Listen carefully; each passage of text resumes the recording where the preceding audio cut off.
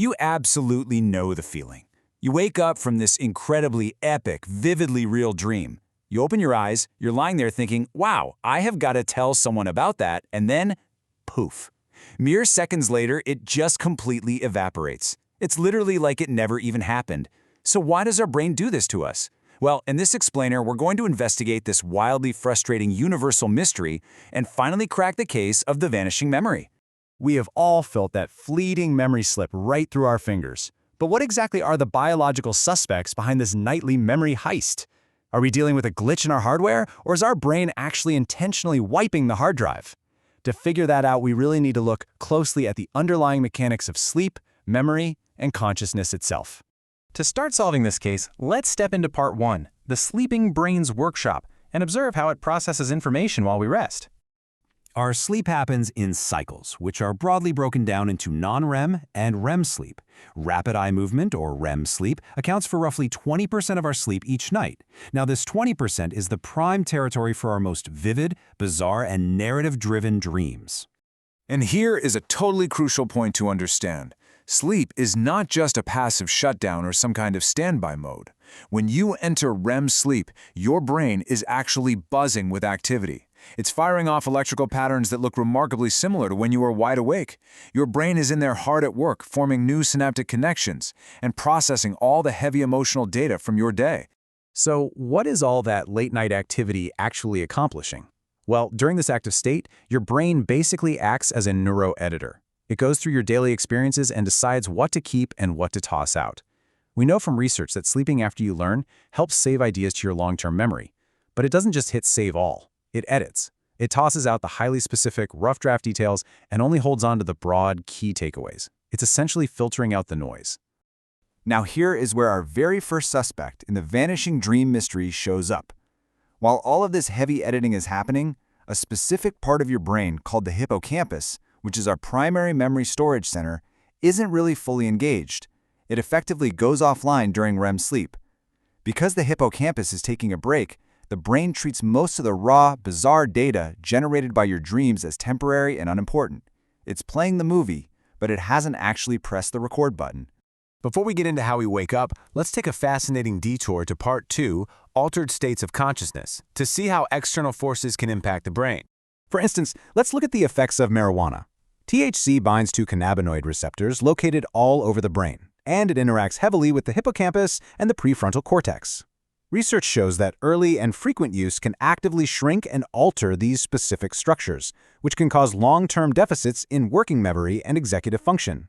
The actual structure of our brain dictates our ability to remember, and chemical introductions can physically alter that structure.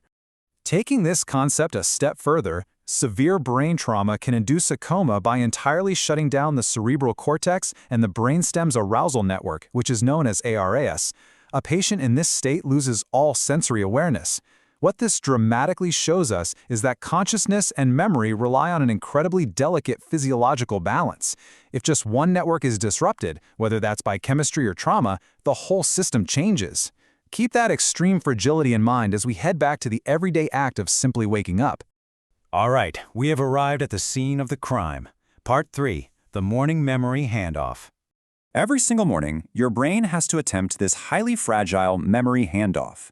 When you're dreaming, you are operating on the cholinergic system. It's highly plastic, free-flowing, and leans heavily on short-term memory.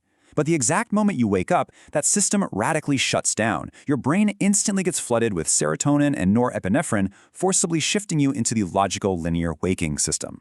It is literally like trying to perfectly translate a poem from one language to another while sprinting full speed. If that handoff isn't absolutely perfect, the dream gets completely lost in translation. And guys, it gets even trickier. Dreams actually happen in the part of the brain that also handles muscle movement. Because of this overlap, the very act of moving, stretching your arms, or even just reaching over to turn off your alarm clock instantly floods your brain with brand new physical data. That new motor data aggressively crowds out those incredibly fragile short-term dream traces. So your muscles are literally overriding your dream memories the second you move.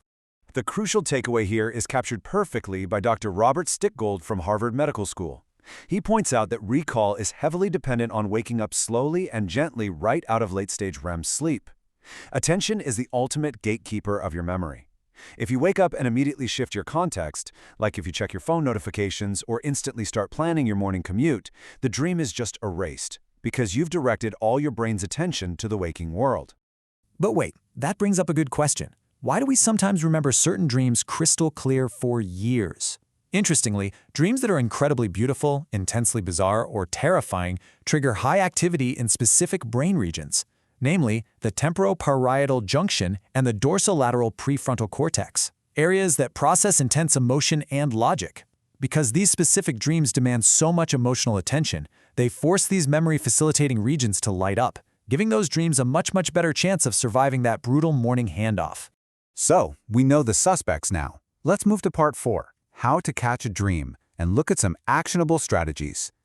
You can actually hack your own biology tomorrow morning using what's called the snooze method. Step 1, when you wake up, do not move a single muscle. Stay completely physically still so you don't crowd out the brain with those motor signals we talked about.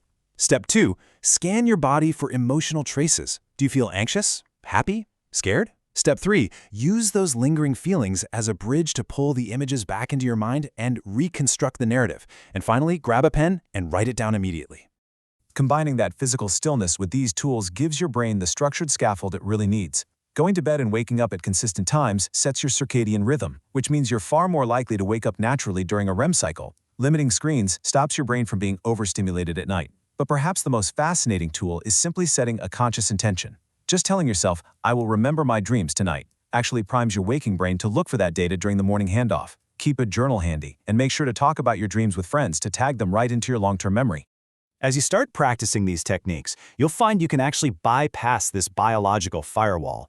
But honestly, it leaves us with one incredibly provocative thought to end on today. We've learned that our brains work incredibly hard, shifting chemicals, literally taking entire memory centers offline to deliberately erase our dreams from our waking reality. If our own biology goes to such massive lengths to wipe the slate clean every single morning, what incredible secrets of the subconscious is it trying so hard to keep hidden? Think about that tonight as you drift off. Thanks for joining me on this explainer, and sleep well.